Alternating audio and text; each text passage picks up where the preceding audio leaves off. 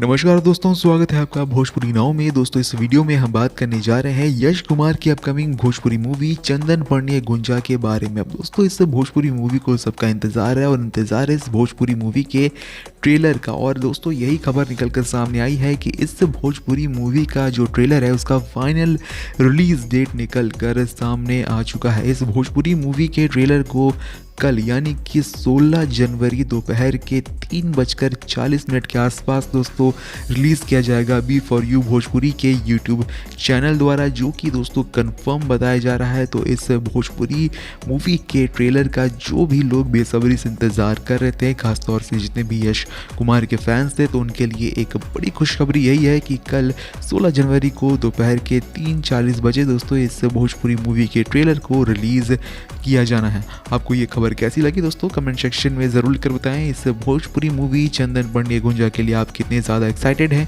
Comment section में लिखना ना भूलें। हमारे जल्द से जल्द 10,000 सब्सक्राइबर्स कंप्लीट करवाने में हमारी मदद करें। इस वीडियो को ज़्यादा से ज़्यादा शेयर करके मिलते हैं आपसे दूसरे वीडियो में। तब तक के लिए नमस्कार।